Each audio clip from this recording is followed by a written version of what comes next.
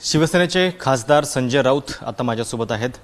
Sir, Congress प्रदेशाध्यक्षांनी आधी सोबळाचं विधान केलं, त्याच्यानंतर काल ते असं म्हणत होते की मुख्यमंत्री आणि उपमुख्यमंत्री पाळत ठेवतायत. काय चाललंय नेमकं त्यांच्या या विधानामुळे? महाविकास आघाडीमध्ये काही वेगळ्या गोष्टी सुरू आहेत? एक लक्षात घ्या की काँग्रेसचे अध्यक्ष जे आहेत नाना पटोले, त्यांनी जर त्यांच्या कार्यकर्त्यांच्या मेळाव्यात कार्यकर्त्यांना ऊर्जा देण्यासाठी किंवा पक्ष विस्तारासंदर्भात, पक्षवाढीसंदर्भात काही विधानं केली असतील तर त्याची इतकी दखल महाविकास आघाडीतल्या घटक पक्षाने घेण्याची गरज नाही. त्यांचा पक्ष आहे, स्वतंत्र पक्ष आहे. जसं काल माननीय शरद पवार साहेबांनी सांगितलं, फार सुंदर स्टेटमेंट आहे त्यांचं, की आम्ही सरकार एकत्र चालवतो, आम्ही 3 लोक पक्ष एकत्र चालवत नाही. प्रत्येकाचा पक्ष आपापल्या पद्धतीनं चालवत असतात. स्वबळाची भाषा जर त्यांनी केली असेल तर त्यांच्या पक्षाची ती भूमिका असेल. पण त्या सगळ्या गोष्टीसाठी आता भरपूर वेळ आहे, पुढे वेळ आहे. या क्षणी आम्ही सरकार चालवतो, आम्ही सरकारवर बोलतो. सर, नाना पटोले यांचं जे विधान होतं त्याच्यामध्ये ते असं म्हणतात की त्यांच्यावर पाळत ठेवली जाते मुख्यमंत्री आणि उपमुख्यमंत्र्यांच्याकडनं. हे बघा, एक व्यवस्था असते राजकारणामध्ये किंवा प्रशासनामध्ये. प्रमुख लोकांकडे काय चाललं आहे, काय नाही याची माहिती मुख्यमंत्र्यांना किंवा गृहमंत्र्यांना मी दिली जाते. मी त्या पक्षाचा आहे, एखाद्या शिवसेनेचा, तर त्याची माझी माहिती जात असेल गृहमंत्रालयाकडे, ज्यांना सुरक्षा व्यवस्था आहे एक विशिष्ट दर्जाची, जी अतिसुरक्षित व्यक्ती असते राजकारणातली किंवा अन्य, त्यांच्याविषयी माहिती नेहमी गोळा केली जाते की ज्यांना कोणापासून धोका आहे. आमच्यापासून धोका असू शकत नाही कोणाला, पण आम्हाला कोणापासून धोका आहे, की आमचं सुरक्षा व्यवस्था ठीक आहे की नाही, आम्ही काय करतो आहे काय नाही, या संदर्भात देशभरात माहिती घेतली जाते. अनेकदा तर परदेशी एजन्सीज असतात बरं का, त्यासुद्धा आपल्या देशातल्या प्रमुख नेत्यांची माहिती घेत असतात. मला माहिती आहे मागे सगळं प्रकरण समोर आलं होतं. नाना पटोले यांनी हे विधान बहुतेक वेगळ्या संदर्भात केलं असेल, किंवा नाना पटोले हे अति महत्त्वाची व्यक्ती असतील ज्यांच्यामुळे सरकारला धोका निर्माण झाला असं केंद्र सरकारला वाटत असेल त्यांच्या, की आमचं केंद्रातलं सरकार नाना पटोले पाडू शकतात, म्हणून केंद्र सरकार त्यांची माहिती घेत असेल. पण ठीक आहे, सोडून द्या. या पक्षांच्या पायाखालची वाळू सरकली अशा पद्धतीचं पण एक त्यांचं विधान होतं सोबळाच्या मुळे. की प्रत्येकाला असं वाटतं पक्ष आघाडीमध्ये की माझा पक्ष अधिक पुढे गेला पाहिजे. आता काँग्रेसचं सोडून द्या, आम्ही शिवसेना आणि भारतीय जनता पक्ष जेव्हा आम्ही एकत्र लढत होतो किंवा एकत्र काम करत होतो सरकारमध्ये, तेव्हा आम्हालाही वाटायचं की आमचा पक्ष हा अधिक पुढे गेला पाहिजे. त्यासाठी पक्ष बांधणी करण्याची गरज आहे, कार्यकर्त्यांना बळ दिलं पाहिजे. आणि भारतीय जनता पक्षाला तेव्हा असं वाटायचं की आम्ही जे आता सध्या नंबर 1 झालो आहे तो अमरपट्टा घेऊन आलेलो आहोत आणि आम्हीच नंबर 1 राहिलं पाहिजे. पण असं काय नसतं, लोक स्वीकारतात. तुम्ही जमिनीवर कशाप्रकारे काम करता त्याच्यावर पक्षाची भूमिका ठरत असते, पक्षाला किती स्वीकारता आपण काय. तर असं आहे की काँग्रेस पक्षाची अवस्था आपल्याला देशभरात सगळ्यांना माहिती आहे काय आहे ती. नाना पटोले हे आल्यापासून प्रदेश काँग्रेसचे अध्यक्ष म्हणून नक्कीच त्यांचा पक्ष चर्चेत आहे. पण तो कोणत्या कारणाने चर्चेत आहे, तर नाना पटोले जी विधानं करतात, ज्या भूमिका घेतात त्याच्यामुळे त्यांचा पक्ष चर्चेत आहे. पण शेवटी कार्यकर्त्यांना गावागावात ताकद द्यावी लागते पक्ष उभा करण्यासाठी आणि पक्ष वाढवण्यासाठी. आता त्यांनी त्या संदर्भात जर तयारी सुरू केली असेल त्यांच्या पक्षासाठी, त्याच्यावरती मी बोलणं किंवा अन्य दुसऱ्या घटक पक्षांनी बोलणं हे योग्य नाही. महाविकास आघाडीतला समतोल याच्यामुळे थोडासा बिघडतो असं वाटत नाही. हा समतोल जो आहे, हा समतोल राखण्याचं काम सोनिया गांधी, शरद पवार आणि उद्धव ठाकरे हे 3 प्रमुख नेते करत आहेत. त्यांच्यामध्ये कोणत्याही प्रकारचा असमतोल मला दिसत नाही. त्यामुळे नाना पटोले काही बोलत राहिले तरी सरकारला नाही, काही बोलत नाही आहेत ते, मी असं म्हणणार नाही ते काही बोलत आहेत. बघा, कार्यकर्त्यांच्या मेळाव्यात आम्ही सुद्धा जोशात बोलतो. अजितदादा पवार बोलत असेल, माननीय पवारसाहेब बोलत असतील किंवा इतर कोणी नेते बोलत असतील, आम्ही शिवसेनेचे आता दौरे जे करतो त्यात ते बोलतो आम्ही. पण त्याच्यावरती महाविकास आघाडीच्या सरकारवरती काय परिणाम होईल का, तर अजिबात नाही. केंद्रीय मंत्रिमंडळ विस्तारामध्ये मुंडे कुटुंबाला डावललं गेले आणि त्याच्यानंतर थोडीशी नाराजीची चर्चा सुरू आहे. जवळपास 76 तिथल्या पदाधिकाऱ्यांनी राजीनामा दिला आणि आज पंकजा मुंडे मुंबईत मेळावा करतायत. शिवसेनेचं या सगळ्या घडामोडींकडे लक्ष आहे का? विशेषतः एक मोठी बहीण म्हणून शिवसेनेनं कायम त्यांना पाहिलेलं आहे. बघा, मुंडे कुटुंबाशी माननीय उद्धव ठाकरे असतील किंवा ठाकरे परिवार असेल किंवा शिवसेना परिवाराशी नक्कीच एक जिव्हाळ्याचे संबंध राहिले. विशेषतः गोपीनाथराव मुंडे हे पक्षात जेव्हा होते, सर्व मोठे नेते, तरी अनेकदा त्यांच्यावरती असे प्रसंग आलेले आहेत.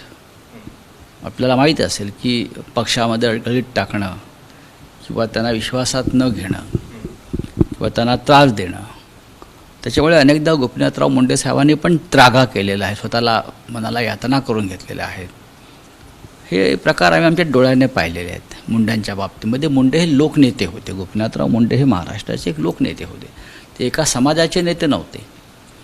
महाराष्ट्रात शिवसेना भारतीय जनता पक्षाचं युतीचं जे राज्य आलं आणि युती बराच काळ टिकली, त्याला गोपीनाथराव मुंडे हे सुद्धा तेवढेच कारणीभूत आहेत.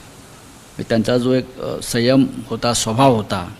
ठीक आहे, राजकारणामध्ये काही वादविवाद चढउतार व्हायचेच, पण गोपीनाथराव मुंडे यांचीच ही पुढली पिढी जी आहे, आता असं आहे की ते त्यांच्या पक्षात काय चाललं आहे काय नाही मी कसं काय सांगणार. कोणाला मंत्री केलं नाही किंवा नाही केलं हा प्रधानमंत्र्यांचा किंवा त्यांचा पक्षाचा अधिकार असतो. त्याच्यावरती आम्ही बोलणं बाहेर हे योग्य नाही.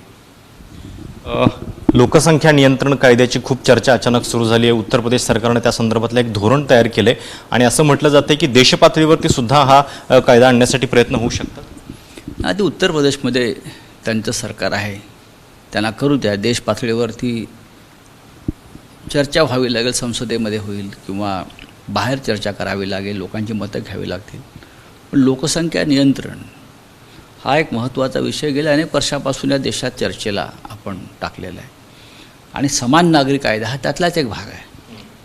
कुटुंब नियोजन म्हणजे कुटुंब कल्याणाचाच भाग आहे. त्याच्यामुळे समान नागरी कायदा किंवा लोकसंख्या नियंत्रण कायदे हे त्यातले एक दुसऱ्याला पूरक आहेत. आणि त्याच्यावर जर सर्वोच्च दिल्लीच्या हायकोर्टानं एक सांगितलेलं आहे की ही योग्य वेळ आहे. आता ही जरी योग्य वेळ असली तरी त्या संदर्भात राष्ट्रीय स्तरावरती प्रमुख लोकांमध्ये चर्चा होणं गरजेचं आहे. याच्याशिवाय सध्या संसदेचं जे अधिवेशन चालू आहे त्या पार्श्वभूमीवरती शेतकऱ्यांनी परत एकदा इशारा दिलेला आहे की आम्ही या ठिकाणी येऊन बसू. पुन्हा एकदा हे सगळं आंदोलन वातावरण तापताना दिसते. नक्कीच शेतकऱ्यांच्या विषयात सरकारनं लक्ष घालणं गरजेचंच आहे. शेतकऱ्यांच्या मागण्यांसंदर्भात जरी केंद्र सरकारचे मतभेद असले काही, तरीही हजारो शेतकरी गेले वर्षभरापासून थंडी वारा पावसात उन्हामध्ये ज्या पद्धतीनं बसलेत रस्त्यावर, गाजीपूर बॉर्डर ज्याला आपण म्हणतो, तर सरकारनं अत्यंत मानवतावादी दृष्टिकोनातून या प्रश्नाकडे पाहणं गरजेचं आहे. एखादा कायदा रद्द झाला किंवा रद्द केला म्हणून तर सरकार कोसळत नाही. सरकारनं हा प्रतिष्ठेचा किंवा अहंकाराचा विषय करू नये. जसे शरद पवार म्हणालेत की हा कायदा तसा रद्द करता येणार नाही, कायद्यामध्ये काही चांगल्या गोष्टीसुद्धा असू शकतात. तरीही शेतकऱ्यांशी आधी चर्चा करायची असेल तर सरकारला एक पाऊल शेतकऱ्यांच्या भावना जपण्यासाठी मागे जायला हरकत नाही असं आम्ही कायम म्हणतो. महाराष्ट्रामध्ये 3 कृषी कायदे आपण नवीन करतो आहे, त्याच्यामध्ये सुद्धा आम्ही सगळ्यांशी चर्चा करून त्या कायद्याला आकार देत आहोत. पण केंद्राने जे कायदे केले आहेत, केंद्र जरी ठाम असलं त्या कायद्याशी, तरी एक पाऊल मागे येऊन चर्चा करा, शेतकऱ्यांना समजवण्याचा प्रयत्न करा. शेतकऱ्यांच्या भूमिका ज्या आहेत त्या काय देशविरोधी भूमिका नाही आहेत, त्या देशहिताच्याच भूमिका असतात. त्यांचं ऐकायला काहीच हरकत नाही. सहकाराच्या बाबतीत एक वेगळी हालचाल सुरू झालेली आहे. एकतर केंद्रामध्ये सहकार खातं निर्माण झालं आहे आणि दुसरीकडे कालच महाराष्ट्रातल्या जवळपास 42 सहकारी साखर कारखान्यांना ईडीची नोटीस आली आहे. सरकारच्या बाबतीत काही वेगळे प्रयत्न चालू आहेत कारखान्यांचे? बघा, आता ईडीच्या नोटिसा येणं किंवा CBIनी धाडी घालणं, त्याच्यामध्ये आता जर सहकार क्षेत्र मंत्री पडत असतील तर मला असं वाटतं की या देशामध्ये एक दहशतीचं वातावरण निर्माण होऊ शकेल. काल पवारसाहेबांनी एक बैठक घेतली साखर कारखाना महासंघाची, असं मी वाचलं. महाराष्ट्रासारख्या राज्यामध्ये जो शेतकरी टिकून आहे, जी ग्रामीण अर्थव्यवस्था टिकून आहे, ती सहकार क्षेत्राच्या योगदानामुळे आहे. सूतगिरण्या असतील, दूध विकास संघटना दूध उत्पादक संघटना असतील, कुक्कुटपालन असेल, सूतगिरण्या असतील, बरं का, साखर कारखाने तर आहेच, मळीचं उत्पादन करणारे कारखाने असतील, हे सगळं सहकाराचं योगदान आणि त्यातून हजारो लाखो लोकांचं चुली पेटत असतात. का प्रत्येक माणूस त्या क्षेत्रात हा काय सम्राट असतो असं नाही ना. या ग्रामीण भागामधील शिक्षण व्यवस्थासुद्धा सहकार क्षेत्रानंच उभी केलेली आहे.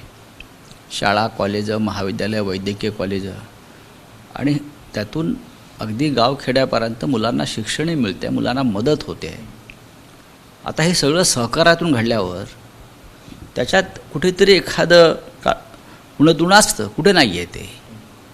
पण हे क्षेत्रच मोडायचं राजकीय स्वार्थासाठी, राजकीय फायद्यासाठी, हा विचार देशाला आत्मनिर्भर करणारा नाही तर आत्मघाती पाऊल ठरेल. आणि मला खात्री आहे की नवीन सहकार मंत्री जे आहेत हे सहकार क्षेत्राला नवी दिशा द्यायचा प्रयत्न करतील, ताकद द्यायचा प्रयत्न करतील. तर उगाच त्याच्याविषयी शंका घेण्यात काय अर्थ नाही.